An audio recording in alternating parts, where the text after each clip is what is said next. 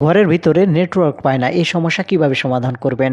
আসসালামু আলাইকুম বন্ধুরা। অনেক সময় দেখা যায় আমাদের ফোন বাইরে ঠিকঠাক মতো চলে, কিন্তু যে সময় আপনারা ঘরের ভিতর প্রবেশ করেন নেটওয়ার্ক আর ঠিক মতো পায় না।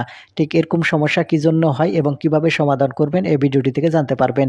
কারণ এই ভিডিওটিতে আমি আপনাদের দেখাতে চলেছি সবচেয়ে সঠিক উপায়ে কিভাবে এই নেটওয়ার্ক ঘরের ভিতর না পেলে এই সমস্যার সমাধান করতে হয়।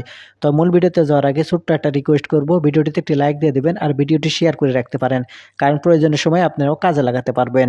তাহলে চলুন সম্পূর্ণ ভিডিওটি মনোযোগ সহকারে দেখতে থাকুন। ঘরের ভিতর নেটওয়ার্ক না পেলে সে কিভাবে সমাধান করবেন। তো সেজন্য সর্বপ্রথম এখান থেকে আপনাদের মোবাইলের সেটিংসটি ওপেন করে নেবেন। এখন এখান থেকে মোবাইলের সেটিংস ওপেন করে নিলে এখানে আপনারা প্রথমে দেখতে পাবেন নেটওয়ার্ক অ্যান্ড ইন্টারনেট। এখন এখান থেকে আপনি এই নেটওয়ার্ক অ্যান্ড ইন্টারনেট এই সেটিংসের উপর ক্লিক করবেন। নেটওয়ার্ক অ্যান্ড ইন্টারনেট এই সেটিংসের উপর ক্লিক করলে এখানে আপনারা দেখতে পাবেন sim card and mobile network. এখন এখান থেকে আপনি sim card and mobile network এই অপশানের উপর ক্লিক করবেন।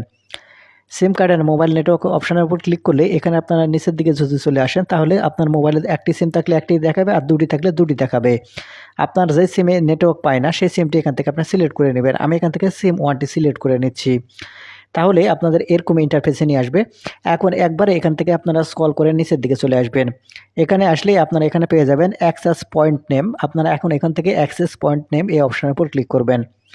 অ্যাক্সেস পয়েন্ট নেম এই অপশানের উপর ক্লিক করলে এরকম ইন্টারফেসে নিয়ে আসবে। এখানে আপনাকে নতুন একটি অ্যাক্সেস পয়েন্ট এটা সেট করতে হবে। সেই জন্য এখান থেকে প্লাস আইকনে ক্লিক করবেন।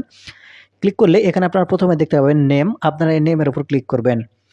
নেমের উপর ক্লিক করার পর এখান থেকে সিম্পল শুধু আই লিখে দেবেন। আই লেখা হয়ে গেলে এখান থেকে আপনারা ওকে বাটনে ক্লিক করবেন।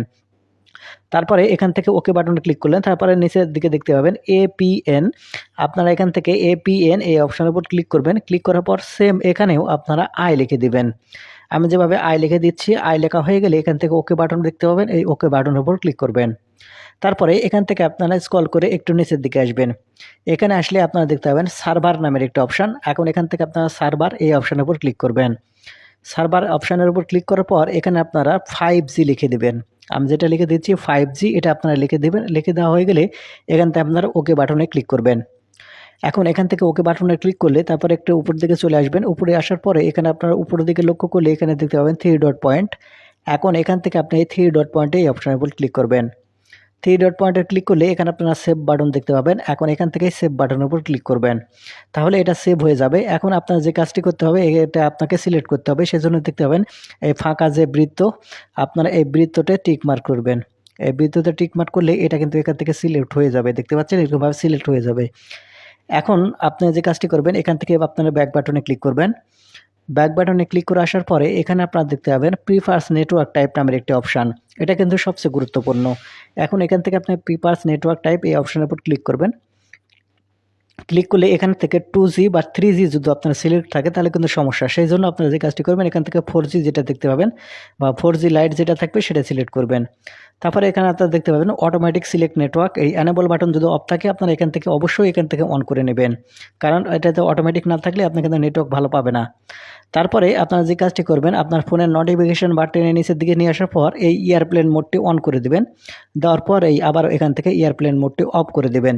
দেখবেন জাদু 100% আপনার মোবাইলে ঘরের ভিতরেও ভালো নেটওয়ার্ক পাবে।